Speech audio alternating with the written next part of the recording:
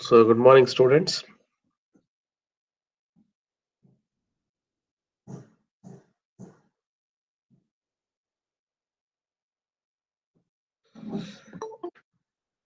So, today I will take up the second module of friction and wear.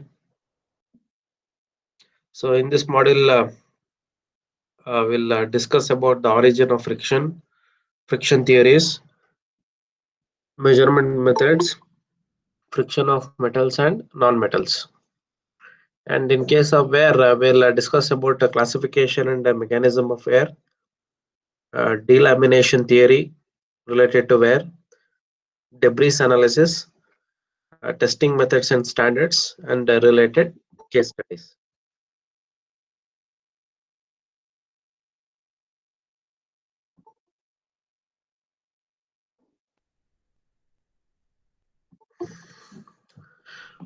First of all, let us see what is this friction. See, friction is the resistance to the sliding, rolling, or flowing motion of an object due to its contact with another object. So basically, friction is a resistance to the sliding, rolling, or flowing motion of an object due to its contact with another object. So when a moving object comes in contact with another object, friction is the opposing force that slows or stops the moving object. And also, without friction, an object would continue to move at a constant speed forever. So I would like to take one example to explain this. So just take a chalk piece and roll it on the table. Okay, the chalk piece, it will roll for certain distance and stops. So why it is stopping? It is stopping due to the friction or resistance being offered by the surface onto chalk piece. Suppose if there is a zero friction, what happens? The chalk piece tends to roll it forever by infinite distance. It goes to the infinite distance. So that is the significance of friction. And the strength of the force of friction depends on the type of surfaces and how hard the surface pushed together. And always rough surfaces produce greater friction than smooth surfaces.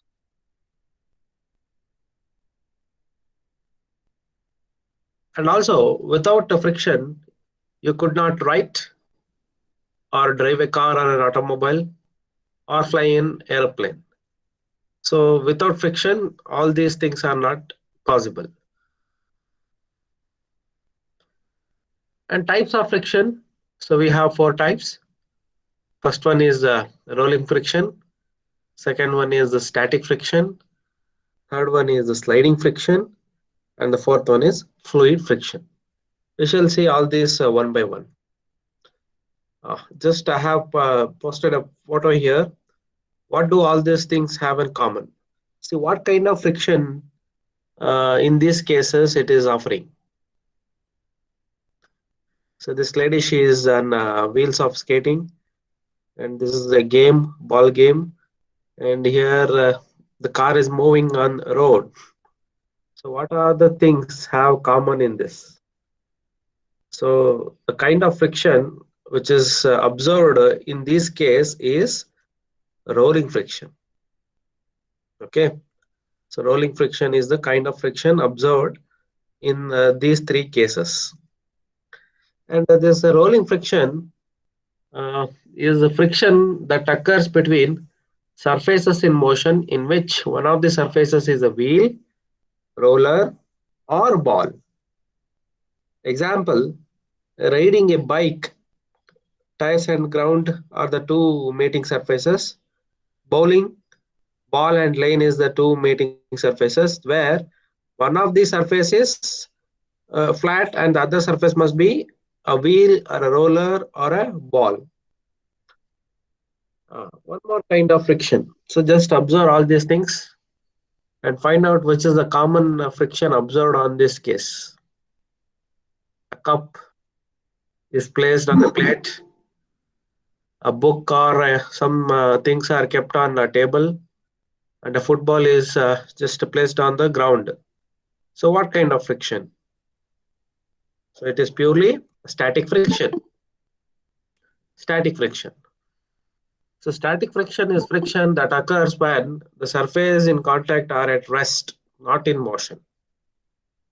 Example, a book resting on desk, a potted plant sitting on a sidewalk. So this is an example of static friction. Then one more picture. Just observe, what do all these subjects have a common thing?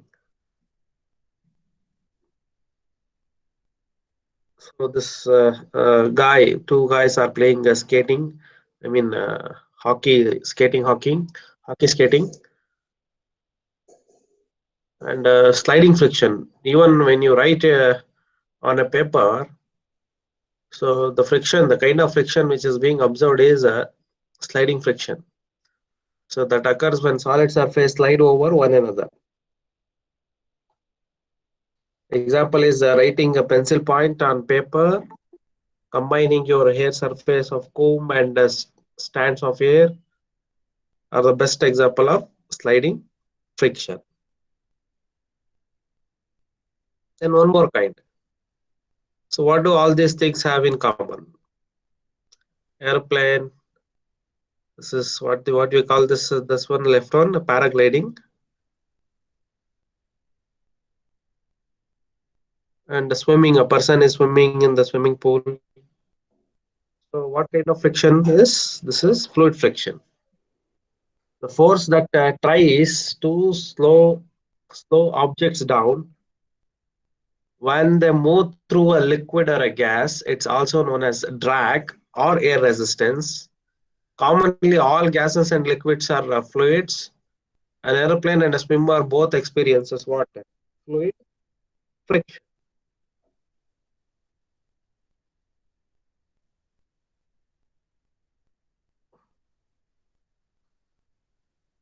Okay.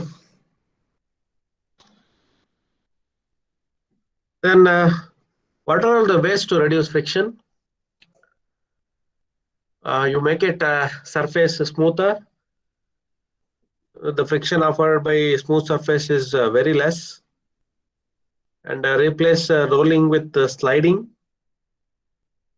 Using lubricants like powder or oils and grease, using rollers or wheels, using ball bearings.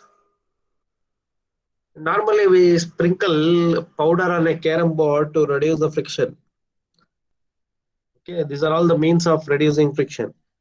Oil or grease is applied between moving parts of machines to reduce friction. Rollers are used in luggage bags to reduce the friction.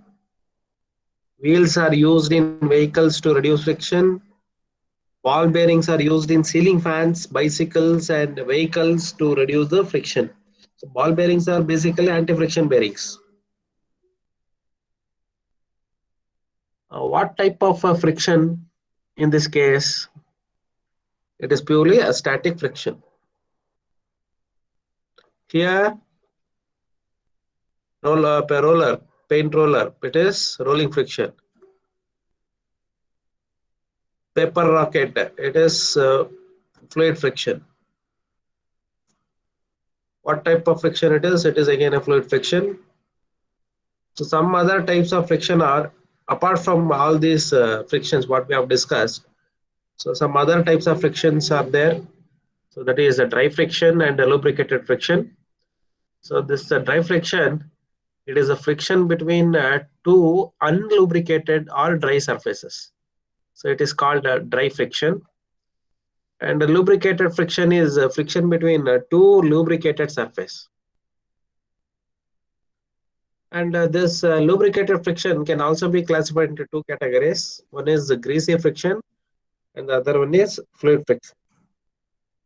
So this greasy friction is when there is a very thin layer of lubricant between the surfaces. It is called greasy friction. And fluid friction is when we introduce a thick layer of lubricant between two moving surfaces. It is called fluid friction. Coming to the loss of friction. I think I have discussed about these laws during the discussion of history of tribology. Okay, so I'll repeat again. So first law states that the friction is independent of the apparent area of contact between the contacting bodies. So what it means, the friction is independent. It doesn't do with the apparent area of the contact between the contacting bodies. Second law states that the friction force is proportional to the normal load between the contacting bodies. So normal load applied on it is directly proportional to the friction force. And the third law states that the kinetic friction is nearly independent of the speed of sliding. So kinetic friction is nearly independent of the speed of the sliding. The first two laws are often referred as Amonton's law. So Amonton is the name of the person who introduced this, and Coulomb introduced the third law. So third law is called Coulomb's law of friction, and these two laws, first law and second law, is called Amonton's laws of friction. And then one important parameter in the friction, that is coefficient of friction. And the second law states that the friction force is proportional to the normal load. So the coefficient of friction is derived by adopting the second law of friction. So according to the second law of friction, F is directly proportional to W. Okay, so the friction force is directly proportional to the normal load acted by the body. So when I remove that proportionality, I should introduce a constant. That the constant is mu, that is coefficient of friction, and it is a constant only for a given pair of sliding materials under a given set of ambient conditions, and varies for different materials and conditions. So therefore, F is equal to mu into W. So this is the basic friction formula. Okay, F is equal to mu into W, where F is the friction force and the mu is the coefficient of friction, and the W is the normal load acted by the body. Then, what are all the devices available for measuring the friction? So, any apparatus for measuring the friction must be capable of supplying relative motion between two specimens, of applying a measurable normal load and measure the tangential resistance to the motion. So, these are all the basic principle of the measuring devices. And the commonly used devices are pin on cylinder or disc and disc on disc.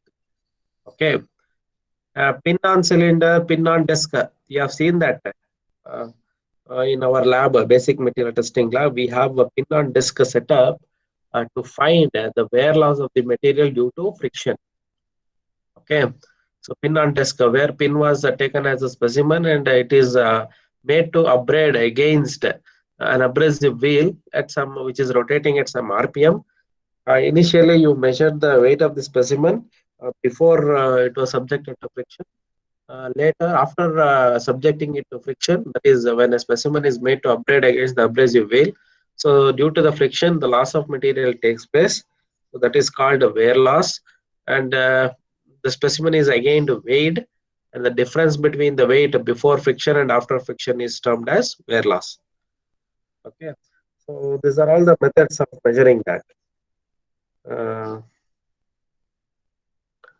and this coefficient of friction value that shows the relationship between the force of friction between the two objects and the normal reaction between the objects that are involved. So that is the significance of coefficient of friction. And also it is a value that is sometimes used in physics to find the object's normal force or frictional force when other methods are unavailable. So just modifying that formula, friction formula. So Ff is equal to mu to Fn, where Ff is frictional force and Fn is the normal force. And the coefficient of mu can be two different things. It is either the coefficient of static friction, that is mu s suffix x s stands for static, or the coefficient of kinetic friction mu k, where suffix k stands for kinetic friction. And the coefficient of a static friction is the friction force between two objects when neither of the object is moving. And this coefficient of kinetic friction is the force between two objects when one object is moving or two objects are moving against one another. See, these are all the explanation with regard to static friction and kinetic friction. And also it is a scalar, meaning that the direction of force does not affect the physical quantity. The direction of the force is not important since it is a scalar one. So only is magnitude. The coefficient of friction depends on the objects that are causing friction, and the value is usually between 0 and 1, but can be greater than 1. So what is this value of coefficient of friction? So normally it is preferred that coefficient of friction should be less than 1. If it is more than 1, it indicates that the friction is very high. Okay, and the value of 0 means that there is no friction at all. So its value must be 0 to 1. And there is a saying that friction is a necessary evil. Okay, so we cannot live with the zero friction, or it becomes difficult to live with high friction. So it should be a nominal value between 0 to 1. And what it means, if that frictional value of 1 means that frictional force is equal to the normal force. So I guess friction. And also some people think that the coefficient of friction can never be more than 1, but this is not true. So it means that too much of friction is being created if that value goes beyond 1. Okay.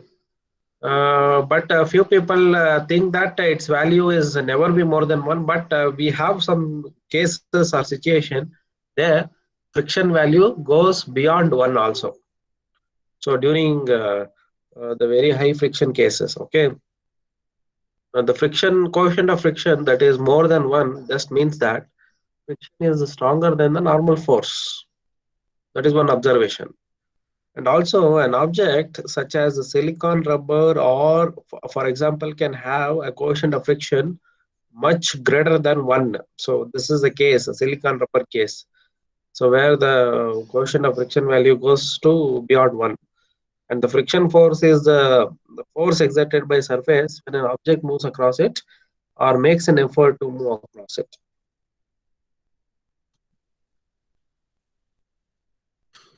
And this is the explanation with regard to friction. So same thing as it is repeated. And methods for measuring friction. So there are around 6 methods for measuring friction.